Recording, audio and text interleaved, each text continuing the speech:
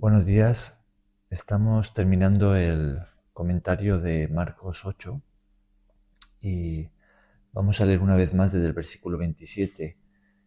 Aunque ayer ya pues llegamos hasta el 34, pero leemos desde un poco más atrás, repasamos brevemente y terminamos de comentar lo que nos queda. Y de adelante, Marcos 8, desde el 27 hasta el final del capítulo. Salieron Jesús y sus discípulos por las aldeas de Cesarea de Filipo, y en el camino preguntó a sus discípulos, diciéndoles: ¿Quién dicen los hombres que soy yo? Ellos respondieron: uno, Juan el Bautista; otros, Elías; y otros, algunos de los profetas. Entonces él les dijo: ¿Y vosotros, quién decís que soy? Respondiendo Pedro le dijo: Tú eres el Cristo. Pero él les mandó que no dijesen esto de él a ninguno. Y comenzó a enseñarles que le era necesario el Hijo del Hombre padecer mucho, y ser desechado por los ancianos, por los principales sacerdotes y por los escribas, y ser muerto y resucitar después de 3 días. Esto les decía claramente. Entonces Pedro le tomó aparte y comenzó a reconvenirle. Pero él, volviéndose y mirando a los discípulos, reprendió a Pedro, diciendo: Quítate de delante de mí, Satanás, porque no pones la mira en las cosas de Dios, sino en las de los hombres. Y llamando a la gente y a sus discípulos, les dijo: Si alguno quiere venir en pos de mí, niéguese a sí mismo y tome su cruz y sígame. Porque todo el que quiera salvar su vida la perderá, y todo el que pierda su vida por causa de mí y del Evangelio la salvará. Porque ¿qué aprovechará el hombre si ganare todo el oro del mundo, todo el mundo, y perdiere su alma? ¿O qué recompensa dará el hombre por su alma? Porque el que se avergonzare de mí y de mis palabras en esta generación adúltera y pecadora, el Hijo del Hombre se avergonzará también de él, cuando venga en la gloria de su Padre con los santos ángeles.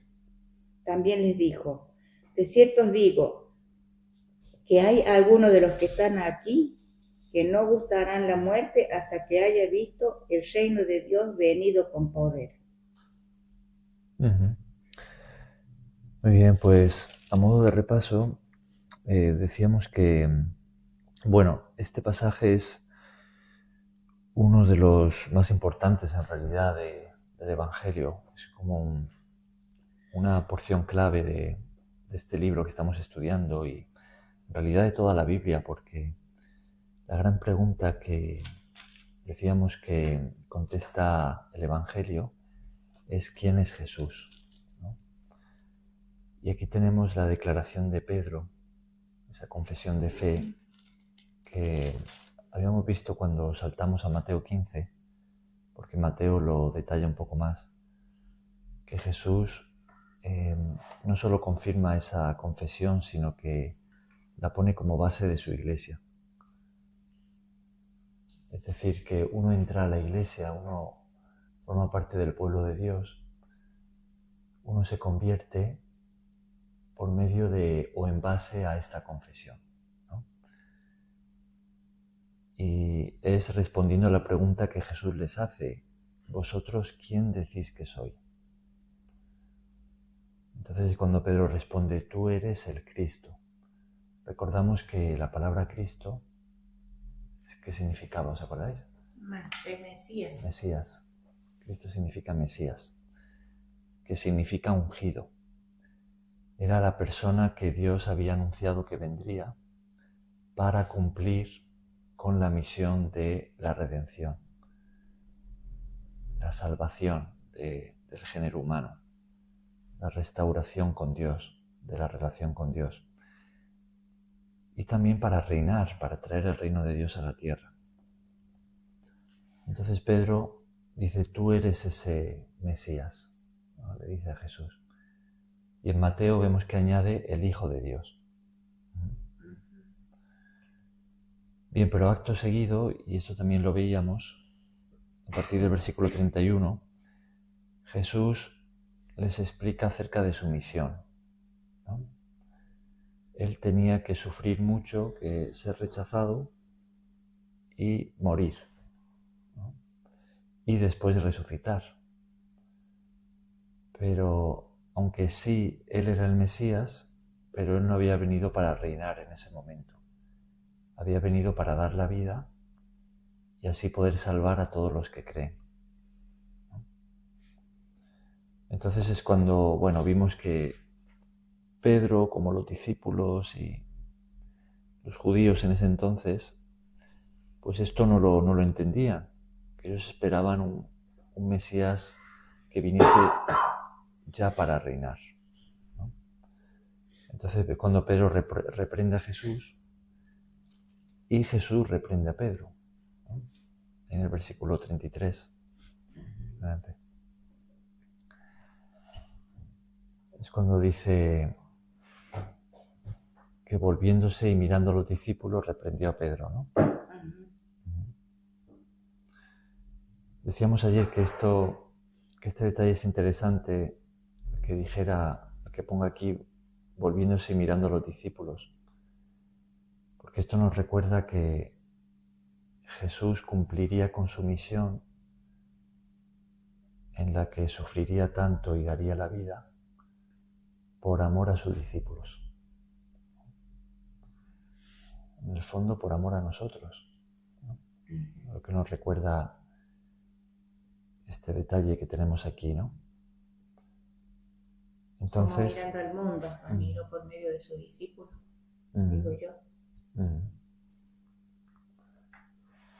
Es por amor al mundo, pero a los que creen en Él, solo a los que han recibido palabras.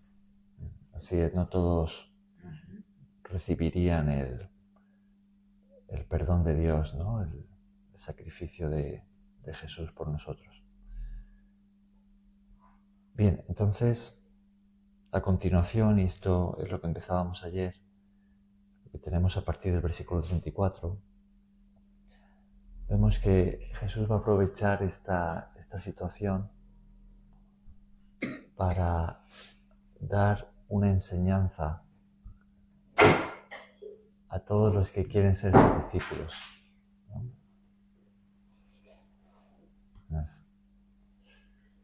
Tenemos ahí a partir del versículo 34, ¿no? Jesús les acaba de explicar acerca de su misión, que Él daría la vida, ¿no? Reprende a Pedro, que no lo entiende, ¿no? Le quiere pues ofrecer una alternativa, ¿no? Decirle que no, que eso no lo haga. Y ahora pues aprovecha para enseñarles a todos acerca de qué significa ser su discípulo, ¿no? ¿Qué significa ser discípulo de Jesús? Bien, leemos una vez más este versículo 34. Y llamando a la gente y a sus discípulos les dijo: si alguno quiere venir en pos de mí, niéguese a sí mismo y tome su cruz y sígame. Entonces, podemos ver aquí que Jesús está diciendo que sus discípulos deben estar también dispuestos a sufrir y a dar la vida. Sí. Sí, ¿no?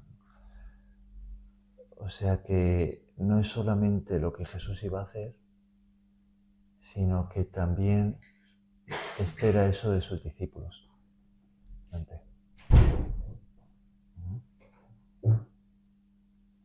Claro, podemos pensar en Pedro y los apóstoles, los discípulos que estaban allí. Claro, al escuchar que Jesús dice que Él iba a ser rechazado, a sufrir mucho y a dar la vida, claro, no solamente no era ese el concepto de Mesías que ellos tenían, sino que también claro, ellos podrían pensar, bueno, si nuestro Mesías al que estamos siguiendo, nuestro Maestro, va a morir, va a sufrir tanto, nosotros que le estamos siguiendo, ¿qué nos va a pasar? ¿No? ¿Qué vamos a tener? Entonces podemos pensar que allí, oye, pues podría surgir el temor, ¿no? Tenemos que recordar que en esa época ya se habían levantado otros que habían dicho ser el Mesías y habían tenido sus seguidores. Pero ¿qué había pasado? Que Roma había enviado su ejército y habían matado al Mesías, o a ese supuesto Mesías, ¿no? Que no era el Mesías realmente, y a sus discípulos, a sus seguidores, ¿no? Entonces, claro, Pedro y los que estaban ahí con él dice, bueno, pues si tú vas a morir, entonces nosotros qué, ¿no? Y Jesús les enseña precisamente eso. Les dice, los que son mis discípulos también deben estar dispuestos a sufrir y a dar la vida, ¿no? Y eso es lo que tenemos en estas palabras, ¿no? Niéguese a sí mismo, tome su cruz. Hoy en día, cuando nosotros pensamos en la cruz, pensamos en la fe cristiana, ¿no? Porque ya ya han pasado muchos años y la cruz la vemos como algo bonito, ¿no? Como un emblema, ¿no? Que nos recuerda a la salvación, ¿no? Lo que Jesús ha hecho por nosotros. Para algunos, pues simplemente es algo tradicional, ¿no? Pero claro, pensemos en esta época, Jesús aún no había muerto en la cruz, pero era común por los caminos ver cruces y criminales allí colgados, ¿no? Así los mataban, ¿no? Claro. A los que no cumplían la ley. Sí, a los que Roma consideraba dignos de muerte, pues los clavaba ahí en la cruz, ¿no?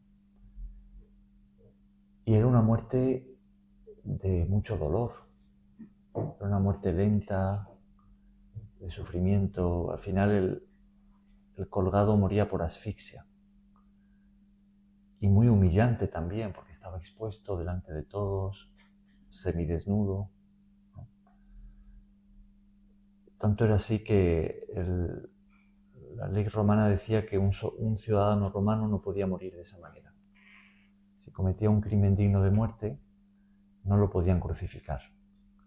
Eso estaba reservado para los extranjeros, los esclavos, los peores criminales, ¿no? Una muerte donde el condenado perdía la dignidad, ¿no? Entonces, Jesús y sus discípulos varias veces habían caminado al lado de cruces. La gente sabía lo que era, ¿no? Y eso pues generaba temor, ¿no? Era lo que Roma quería, ¿no? Que la cruz generase ese tipo de miedo para que uno se lo pensase dos veces antes de rebelarse, ¿no? contra Roma. Entonces, en ese contexto, Jesús le dice a los discípulos, después de explicarles que Él iba a dar la vida, les dice que cualquiera que quiera seguirle, es decir, que Él espera de sus discípulos que también estén dispuestos a llevar la cruz. El condenado llevaba la cruz, llevaba su propia cruz sobre la que iba a morir. Era el que llevaba una cruz, pues todos sabían que era un condenado. Alguien que iba a morir, ¿no? Bien, entonces estamos de acuerdo, ¿no? Leyendo este versículo 34, sí. Vamos a leerlo una vez más, el 34. Este es un buen versículo para memorizar. y llamando a la gente y a sus discípulos, les dijo: si alguno quiere venir en pos de mí, niéguese a sí mismo y tome su cruz y sígame. Ahora, ¿por qué pensáis que los discípulos al escuchar esto no se marcharon? No dijeron, bueno, si esto es así, pues nos vamos, ya no somos más discípulos de Jesús. O una pregunta parecida sería, trayéndola a nosotros hoy, ¿no? Sería, si esto es así, si Jesús espera de sus discípulos que estemos, así como lo hizo, también nosotros estemos dispuestos a sufrir por amor a Él y a dar la vida, entonces merece la pena ser discípulo de Jesús. Uh-huh. Por la salvación, por amor al Señor. Uh-huh.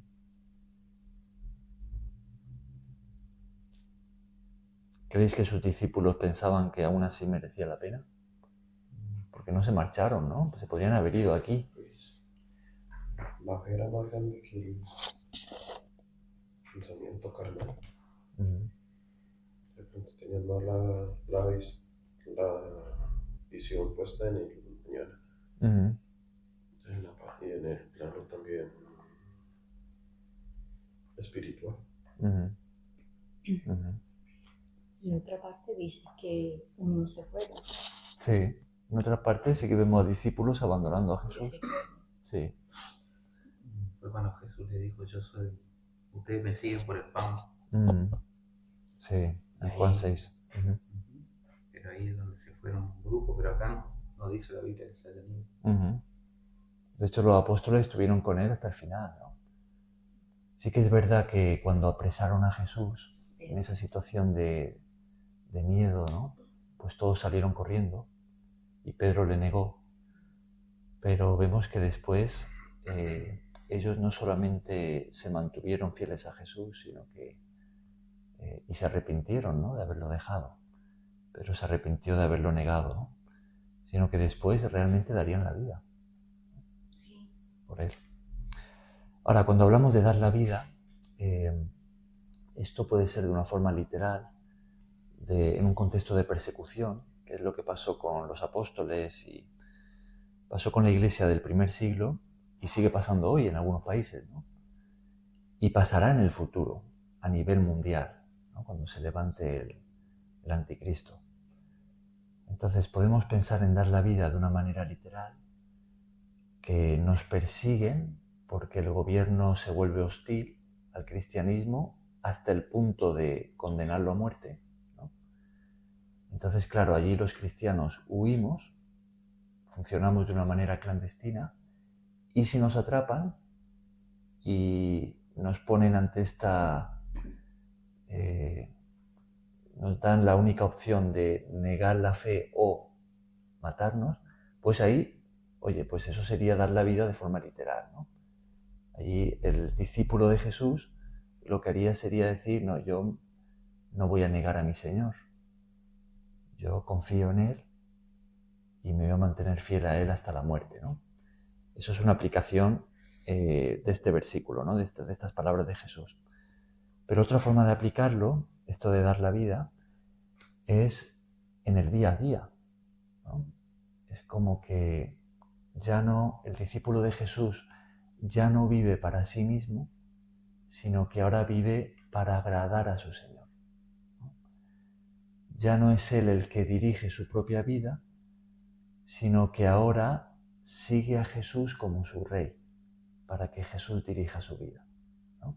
Entonces eso es otra forma de morir, ¿no? Es morir al yo, morir a la propia voluntad, ¿no? A uno mismo.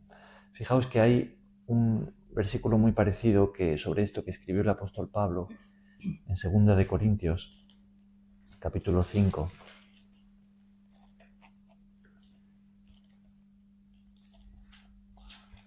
Las cartas a los Corintios están después de Romanos.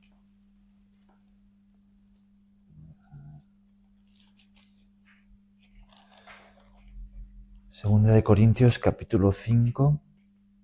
Fijaos, vamos a leer el versículo 15. Otro buen versículo para memorizar. 2 Corintios 5:15.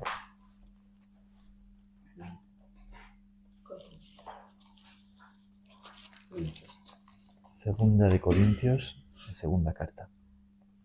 Capítulo 5, versículo 15. Y por todos murió, para que los que viven ya no vivan para sí, sino para aquel que murió y resucitó por ellos. ¿Quieres leerlo otra vez? Y por todos murió, para que los que viven ya no vivan para sí, sino para aquel que murió y resucitó por ellos.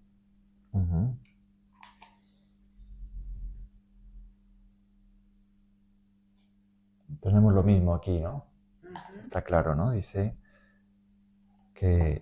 Y fijaos que esto de que ya no vivamos para nosotros mismos, fijaos que está basado en lo que Jesús ha hecho por nosotros, ¿no?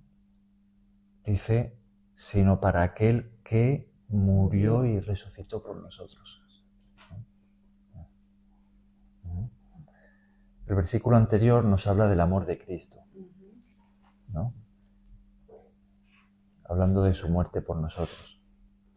Entonces, en el fondo, cuando Jesús dice que Él espera de sus discípulos que estén dispuestos a sufrir por amor a Él y a dar la vida, en el fondo nos está hablando precisamente de eso, de amor, ¿no? Que es lo que Él primeramente hizo por nosotros. Dios es amor y Él desea tener con nosotros una relación de amor, ¿no? Entonces el amor lo que hace es sacrificarse. Está dispuesto a sacrificarse por la persona a la que ama. Jesús lo hizo primeramente por nosotros para salvarnos, para que podamos formar parte de su reino y vivir para siempre con Él. Y ahora Él nos invita a amarle de la misma manera, ¿no? Viviendo para Él, dando la vida por Él, ¿no? Ahora, aún así, volviendo al versículo 31, cuando Jesús explica, en Marcos 8, explica cuál era su misión y que Él iba a dar la vida, ¿qué es lo último que Jesús añade allí después de decir que Él moriría? Versículo 31 de Marcos 8, que dice que le pasaría. Y resucitará después de 3 días. O sea que la muerte no es el fin, ¿no? No fue el fin para Jesús. Jesús murió por nosotros, pero después resucitó para ya nunca más morir, ¿no? De la misma forma, ¿qué pasará con aquellos que den la vida por amor a Jesús? Van a tener vida eterna. Que también resucitarán, ¿no? Ellos resucitarán. Y aquellos que hayan vivido para Jesús aquí en la tierra, quizá no hayan muerto como mártires, porque no hayan vivido en ese contexto de persecución, pero sí que han vivido para Jesús aquí en la tierra, ¿no? Y han estado dispuestos a sufrir también por amor a Él, ¿no? ¿Qué pasará con ellos después de morir? Ellos resucitarán. También resucitarán. Los resucitarán. Entonces, en el fondo son las mismas pisadas de Jesús, ¿no? Jesús estuvo dispuesto a sufrir y a dar la vida por amor a nosotros, cumpliendo con la voluntad del Padre, y después resucitó para vivir para siempre, ¿no? De la misma forma, nosotros podemos seguir las mismas pisadas. El discípulo camina tras su maestro, ¿no? Anda por el mismo sendero, sigue sus pasos, ¿no? Entonces, Él también nos llama a, por amor a Él, estar dispuesto a sufrir y dar la vida, pero de la misma manera Él también promete resucitar a sus discípulos para vivir para siempre con Él, ¿no? Esa es la promesa que Jesús nos hace, ¿no? Lo cual le da otro sentido, ¿no? al cambiar la perspectiva podemos decir, sí, merece la pena. Merece la pena porque Él nos amó de esa manera, ¿no? Él nos ama hasta ese punto, por eso merece la pena amarle de la misma forma, corresponder a su amor, y merece la pena porque Él nos promete vida eterna. Uh-huh. Él nos salvó. Uh-huh. Bien, ¿qué dice a continuación? Versículo 35. Porque todo el que quiera salvar su vida, la perderá, y todo el que pierda su vida por causa de mí y del Evangelio, la salvará. Uh-huh. A ver. Porque todo... Marcos 8:35. Uh-huh. Si alguno quiere venir en pos de mí, niéguese a sí mismo, tome su cruz y sígame. Porque todo el que quiera salvar su vida, la perderá. Porque no hay salvación sin el Señor Jesucristo. Uh-huh. Él es el que va a dar vida. Porque todo el que quiera Nada de las cosas Ah. que haya, que creamos nosotros, que podemos ser salvos, no, ninguna cosa de eso. Oh. Fijaos que en ese contexto de persecución, la tentación es a dejar a Jesús, negarle, ¿no? Dejar el discipulado para salvar nuestra vida. Esa es la opción que el perseguidor presenta al cristiano, ¿no? Eso pasa todos los días, en Oriente Medio, en países musulmanes, países asiáticos, y pasó también aquí en el primer siglo, ¿no? Esa es la opción que Roma le daba a muchos cristianos, ¿no? Confiesa al César como tu Señor, ¿no? Deja de lado tu fe en Jesucristo y salvarás la vida, ¿no? Esa es la tentación. Sí. Entonces Jesús dice esto, dice, todo el que quiera salvar su vida, la perderá. O el Pero que cree todo- que alguna religión no puede ser salvo, no lo puede salvar, no lo va a salvar.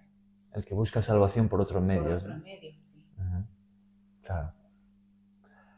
Recuerdo que escuchaba un reportaje sobre algunas de las grandes epidemias que han habido en los primeros siglos y cómo eso, pues claro, se cobró miles, si no quizás hasta millones de vidas, ¿no? Y era muy interesante porque el documental se enfocaba en la reacción de los cristianos y de los no cristianos, de los paganos, ¿no? Y claro, explicaba cómo los que no tenían esa fe en Jesús, pues todos huían por salvar la vida, ¿no? Y cuando algún familiar o amigo o vecino presentaba esos síntomas de haber cogido la enfermedad, pues lo abandonaban en el camino, lo tiraban y se olvidaban de él, ¿no? Todos con ese temor de salvar su propia vida.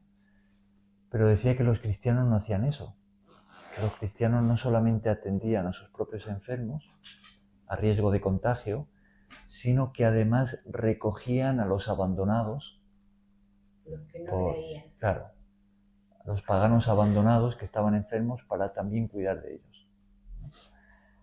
Y claro, haciendo eso muchos cristianos se contagiaron y murieron como mártires, ¿no? Murieron de esa manera, ¿no?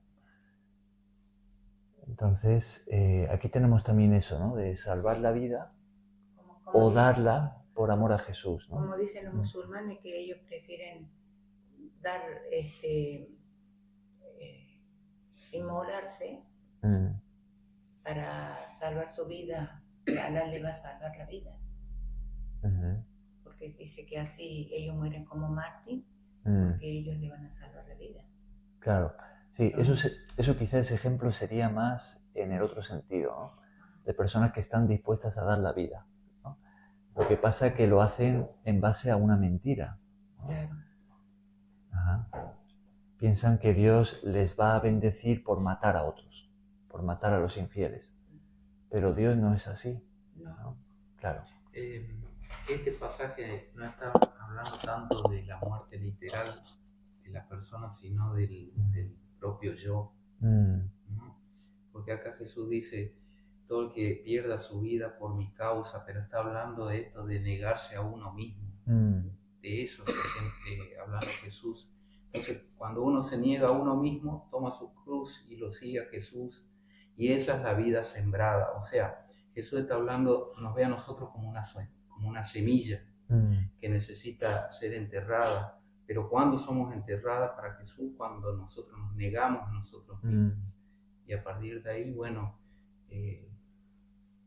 necesario morir para luego tener la vida en Jesús. El énfasis no está tanto en la muerte literal, sino en la muerte del yo. Del día a día. El día a día. Sí. ¿No crees que se podría aplicar de las dos maneras? Sí, se puede aplicar, pero en este contexto de lo que Jesús está hablando, de niéguese a sí mismo, tome su cruz y sígame, con ese contexto en mente está hablando de ese aspecto en particular, ¿no? Sí. Todo el que pierda su vida por causa mía, o sea, es Jesús diciéndole a la gente, si estás dispuesto a tomar tu cruz y seguirme, si estás dispuesto a ir al corredor de la muerte, porque esa era la figura de la cruz, era la de un condenado. Entonces él le estaba mostrando a la gente, mire, seguirme a mí implica esto, morir cada día, tomar la cruz y seguirme, morir cada día a tus propios deseos, a tu propio, ¿no? Propia humanidad. Claro. Y bueno, y esa negación, no abnegación, sino negación a uno para seguir a Jesús, de esa muerte es la que está hablando este pasaje. Claro. Aunque Jesús antes había hablado de que él iba a morir, literalmente, ¿no? Como tiene así esta doble aplicación, ¿no? Lo que tú dices es así, está bien. Y también se puede ver de una manera literal, ¿no? De forma, ¿no? Sí, de las dos. Claro. De las dos maneras se puede ver. Claro, pero el mensaje es que nunca la persona va a alcanzar a vivir su vida plena en Jesús mientras no esté dispuesto a morir a uno mismo. Sí. O sea, está bien, es para la vida futura, está perfecto, después de morir literalmente, resucitamos para Jesús y todo bien, en eso no hay discusión. Pero el mensaje que le está transmitiendo a sus seguidores es decirle, la verdadera vida es cuando ustedes están dispuestos a morir. Y por eso acá el versículo dice, el que pierda su vida por causa de mí y del Evangelio la salvará. O sea, en realidad está diciendo, la vida está cuando ustedes mueren, siguiéndome cada día. Bueno, o sea, es un contrasentido, pero bueno, es el contexto de que Jesús lo está diciendo. Bien, entonces estamos de acuerdo en que Jesús pide de sus discípulos que estén dispuestos también a tomar la cruz, a sufrir y dar la vida por amor a Él, ¿no? Eso es lo que Jesús espera de sus discípulos. Bien, versículo 36. Ahora Jesús va a hacer una serie de preguntas. Bueno, aquí tenemos dos preguntas, ¿no? Que son como preguntas lógicas, ¿no? De respuesta evidente, ¿no? Como para hacer pensar. ¿Qué pregunta en el versículo 36? Porque ¿qué aprovechará al hombre si ganare todo el mundo y perdiere su alma? ¿O qué recompensa dará el hombre por su alma? ¿Qué tiene más valor? ¿Ganar el mundo entero o el alma de una persona? El alma. Nosotros, porque esa es una vida pasajera, si uno tiene todas las cosas del mundo. Pero la vida eterna es eterna. Marita, ¿te ibas a decir algo? Bueno, nosotros todos preferimos el alma, que tiene más importancia, porque nosotros ya conocemos la palabra de Dios, estamos siguiendo el camino de Jesús que nos está enseñando. Ya nosotros preferimos, pero los que no lo quieren seguir y los que no conocen, ellos prefieren la otra parte. No lo prefieren. Ellos prefieren morir así en la vida del mundo. Claro, yo ahora pienso que nosotros, porque ya conocemos entonces estamos ya dispuestos, estamos siguiendo ese camino y también procurando tomar esa cruz, ya hemos tomado esa cruz, y ya lo estamos siguiendo, como nos toque de seguir, como nos toque de pasar la vida, porque la cruz, claro, la cruz significa mucho de sufrimiento, porque con lo que él dice, que el que quiere seguir en pos de mí, tome su cruz, siga. Y ahí también veo que él no está exigiendo a nadie, no exige que, dice, ven, si no te voy a hacer algo o te va a pasar algo, no, él dice, el que quiere seguir, que se vaya voluntariamente. Entonces eso significa que nosotros que le estamos siguiendo voluntariamente, porque sabemos el significado que lleva, y por el amor, por la fe, y también últimamente por la salvación, que cuando vamos a morir, si morimos para el espíritu, estamos en el espíritu y morimos, al final tenemos una gran recompensa de la salvación.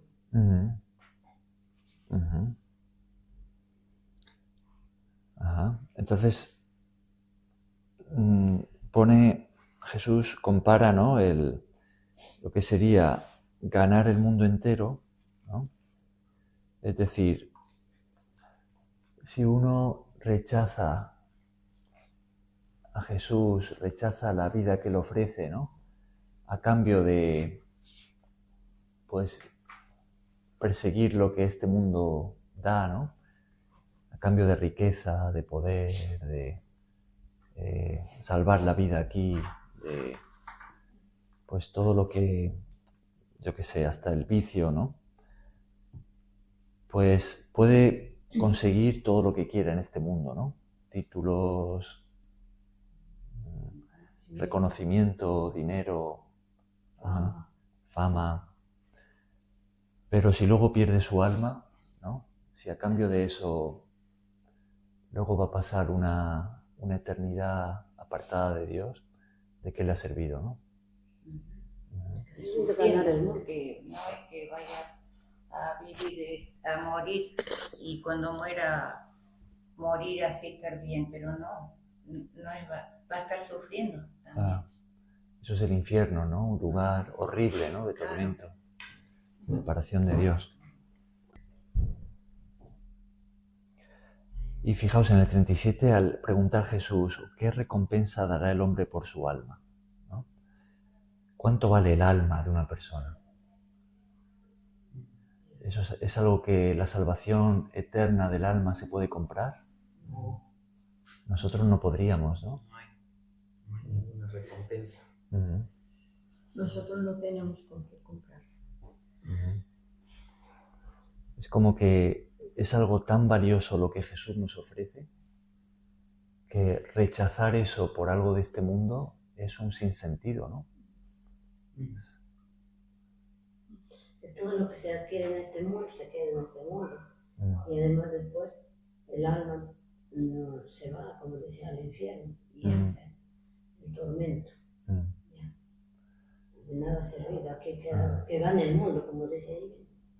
De nada sirve, pero en cambio, si nosotros nos negamos todo eso, entonces estamos siguiendo a Jesús, estamos siguiendo el camino de Él, y al final tenemos la recompensa que tenemos la vida eterna, y claro, como dice Rosa, que no podemos comprarlo nosotros, sino solo por el mérito de Jesucristo. Él murió para la salvación de nosotros, y claro, Él ya nos ha pagado el precio, y ahora nosotros tenemos que hacer lo que nos corresponde a nosotros.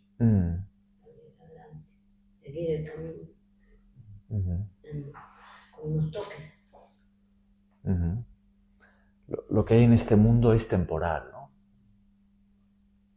Todo lo que el mundo ofrece es temporal.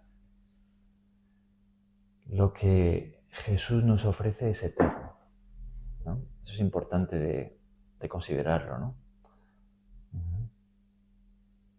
Entonces Jesús, cuando les dice que el discípulo de Jesús, el que le sigue, debe también estar dispuesto a sufrir aquí en la tierra y dar la vida, ¿no? Dar la vida diariamente y darla en un contexto de persecución de forma literal, ¿no? Pues entonces Jesús añade esto, ¿no? Dice, oye, pero ¿de qué os serviría no hacerlo? ¿No? ¿De qué os serviría si escogierais el mundo en lugar de seguirme a mí? ¿No? En lugar del sufrimiento de la cruz. Ajá, claro. Pero hay una recompensa, significado. Ajá.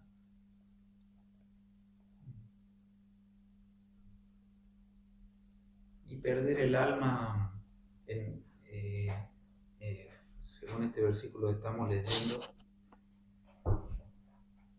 de que le sirve al hombre ganar todo el mundo y perder su alma. También el alma en este sentido es visto como el lugar de las emociones, o sea, mente, voluntad y emoción es el alma. Entonces hay personas que por disfrutar de las cosas de este mundo pierden su capacidad de amar, su capacidad de ser empático con otros o la capacidad de perdonar. Todos esos sentimientos que forman parte del alma, todo eso se puede ir muriendo también a través de esto de disfrutar de las cosas del mundo. Entonces también no habla del alma exclusivamente como nuestra vida eterna, sino acá en la tierra, esa incapacidad de disfrutar las cosas buenas que Dios nos puede dar, de los sentimientos del alma, de los sentimientos. Porque alma es eso, ¿no? Mente, voluntad y emoción. O sea, una persona que vive una vida sin propósito, sin amor, sin compasión, o sea, viviendo con rencor, con amargura, con tristeza, con dolor, todas esas cosas son señales de un alma muerta, actualmente hablamos. Y entonces este mismo versículo también se usa para graficar eso, ¿no? Cómo las cosas del mundo pueden matar la capacidad del hombre para ser feliz. Te dejan vacío. Te dejan vacío, sí. Muy bien, versículo 38.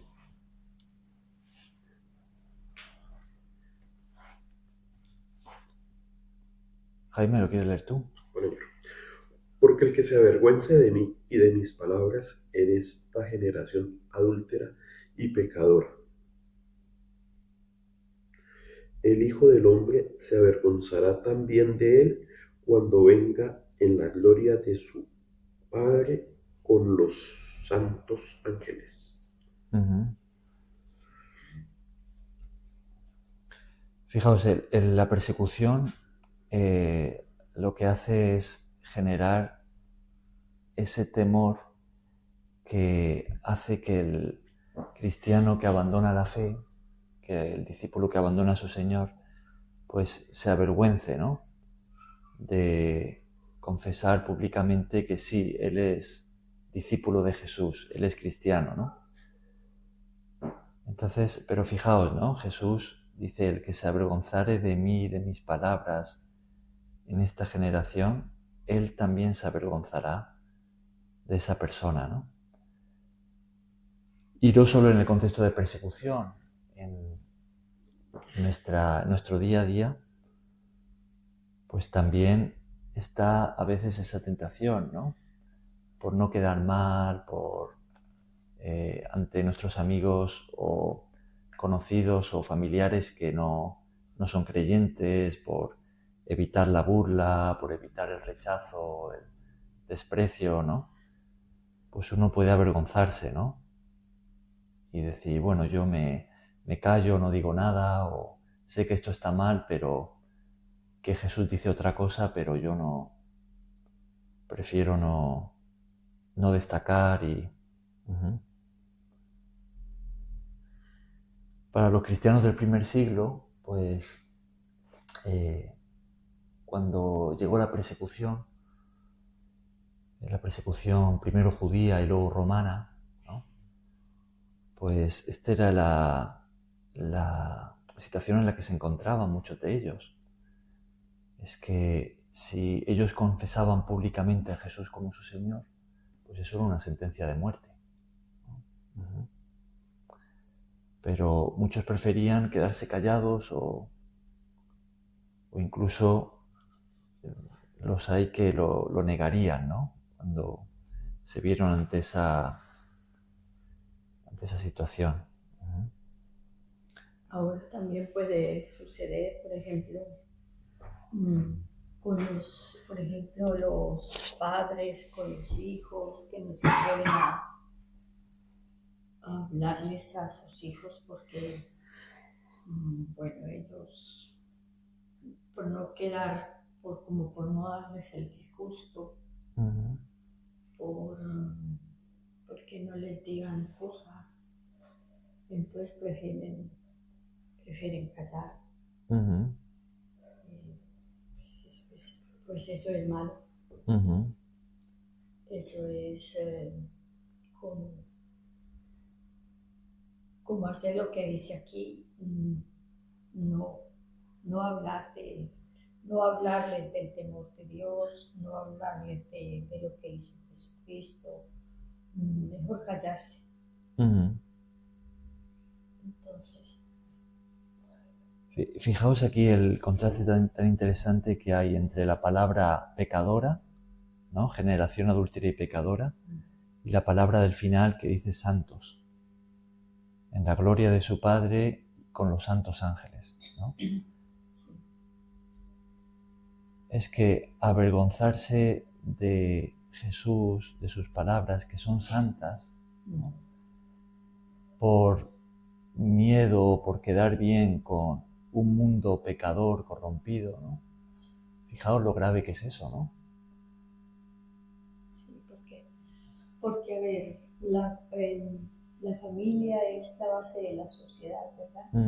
Y muchas veces, pues, los hijos pueden llevar vidas desordenadas y todo. Entonces, los padres no se atreven a contrariar a sus hijos. Uh-huh. O así entre la familia no se atreven a contrariarlos y pues, Dios no existe en ese hogar, no existe en esa familia. Entonces, pues bueno, pasa por allá como lo que, por ahí en un pasaje de la Biblia había un hombre, fue este niño que fue yo, da cuenta que hubo un niño y que Dios lo llamaba y que lo llamó 3 veces, entonces él dormía en una habitación y él iba y lo llamaba. Sí, Samuel, el profeta Samuel. Sí. Eso. Entonces Dios le dijo a ese niño que fuera y le dijera que iba a ser muerto, porque nunca reprendió a sus hijos, ni nunca nada. Al niño no, sino al Señor. Sí, al Señor, pero sí. Sí. No recuerdo. Claro, tú te refieres a que un ejemplo de hoy en día en el que podríamos aplicar esto es a aquellos padres cristianos que conocen la palabra de Dios, que ven que sus hijos se están yendo por un mal camino y no les corrigen, ¿no? Y que no se atreven no se atreven a decir ni a hablarles de la palabra de Dios porque ellos no les van a contestar bien o en fin, entonces ellos prefieren quedarse callados. Entonces ahí está el pecado también.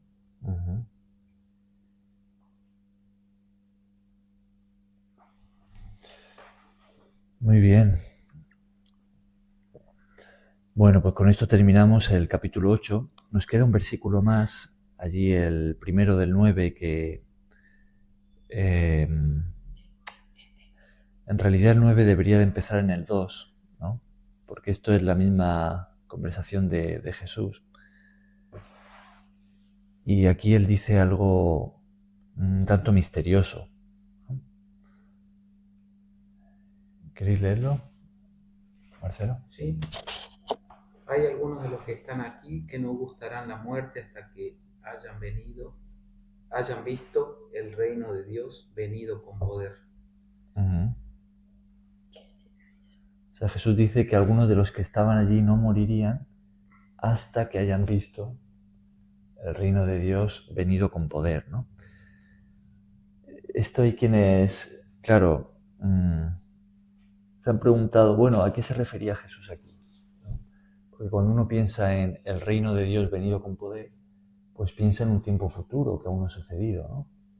En el que ya Jesús regrese por segunda vez y establezca el reino de Dios, ¿no? Pero claro, ahí Jesús dice que algunos de los que estaban allí presentes no morirían hasta que hayan visto el reino de Dios venido con poder, ¿no? Entonces, claro, uno se pregunta, bueno, ¿a qué se refería Jesús con esto, ¿no? Y hay diferentes pues explicaciones, ¿no?, que se han intentado dar. ¿Te acuerdas, Marcelo, que un día buscábamos esto? Sí, conversábamos de ese versículo. Sí. Y yo decía, pues todavía están vivos, pero no es eso, Claro. no es eso lo que piensa. Claro. ¿Tú te acuerdas de alguna de las explicaciones? Sí. Que el reino venido con poder, que dice acá, es que dentro de la vida de los cristianos te podemos desarrollar nuestra vida cristiana dentro de una normalidad, entre comillas, de ayudar a la gente, de ser sembradores de la palabra, de predicar el evangelio. Pero hay algunos dentro de esa misma familia de fe que son, en este caso, algunos discípulos, como Jesús dijo, algunos de los que están acá iban a ver el poder de Dios en acción, o sea, milagros tremendos, paralíticos que se levanten, ciegos que recobren la vista, milagros así extraordinarios. Y hay gente dentro de la familia de la fe que nunca vio ese tipo de cosas, pero hay gente que sí las vio, y la explicación que muchos teólogos encuentran es que Jesús estaba hablando de eso, de ver el reino de Dios con sus ojos, o sea, por eso habla del poder, ver el reino de Dios con poder, hablando del poder de Dios para hacer milagros tremendos. Y bueno, y a lo largo de la historia es así, hay lugares donde se ven cosas tremendas, recreaciones de brazos, por ejemplo, cosas que uno no se imagina que pueda pasar, pero que sí existen. Hay gente que tenía un pie más corto que el otro, así delante del público, que ver toda la multitud cómo ese pie se normaliza, o gente que en su vida caminó y de golpe se para una silla de ruedas y camina. Entonces, cuando se dice el reino de Dios con poder, interpretan algunos teólogos que se refiere a ese tipo de poder. Que en el primer siglo también lo... Claro. Por ejemplo, en el primer siglo, en Hechos de los Apóstoles, cuentan cómo la sombra de Pedro sanaba a los enfermos. Uno dice, ¿cómo puede pasar alguien por un lugar donde están los enfermos y que la sombra de una persona sea suficiente para sanar? Eso Jesús no lo había hecho. Y eso es el cumplimiento de que Jesús, el que cree en mí, aún cosas mayores hará. Y Jesús no había sanado a nadie con su sombra, pero Pedro lo hace. Y bueno, y es una muestra de ese poder, ¿no?, tan maravilloso, tan extraordinario, que bueno, algunos la ven y otros no. El poder del reino, del reino de Dios. Pues sí.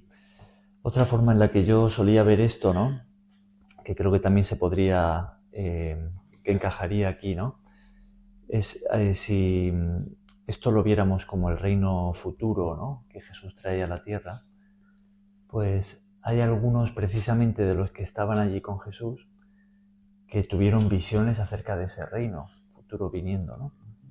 Como por ejemplo el apóstol Juan. Cuando él escribe Apocalipsis, él está describiendo ese reino futuro que venía a la tierra, ¿no? Claro. Entonces es otra forma de aplicarlo, ¿no? Que hay algunos de los que estuvieron con Jesús que vieron, porque Dios les concedió esas visiones, ¿no? Como Moisés, que no entró en vida a la tierra prometida, pero sí que la vio, ¿no? hay algunos que vieron ese tiempo futuro, que ellos no lo vivirían en su cuerpo, o sea, en su vida allí en ese momento, ¿no?, terrenal, sino ya después en el cuerpo de la resurrección, ¿no? Pero sí que lo vieron, ¿no? ¿Por qué Moisés no entró en la tierra prometida? Por desobediencia. Dios estaba enojado con él. Pues Dios lo castigó, ¿no? Le dijo que no entraría. Aunque bueno, eso también yo creo que tiene una enseñanza más profunda de fondo, porque claro, el que entró fue Josué, ¿no?, el sucesor. Y de alguna forma también yo creo que Moisés y su generación y Josué y su generación, también allí hay como una representación profética de la vida carnal y la vida del Espíritu, ¿no? Josué representa en ese sentido a Jesús, de hecho es el mismo nombre, ¿no? Entonces no entró la generación carnal que no creyó, pero sí que entró la que sí que creyó, la que vino después, ¿no?, que siguieron a Jesús, a Josué, ¿no? Entonces, de alguna forma también yo creo que ahí hay como una enseñanza, ¿no?, para nosotros, ¿no? Pero bueno, en realidad fue porque Moisés no obedeció a Dios en lo que le había mandado, y entonces Dios le dijo que no entraría. Bueno, pero cuando nuestro Señor se transformó en el monte, que estaban los apóstoles, estaba Moisés. Sí, Moisés y Elías. Esto es lo que vamos a ver en el siguiente, ahora al comienzo del capítulo 9, vamos a ver eso. Bueno, pues cerramos aquí, lo dejamos con esto. Moisés que terminó.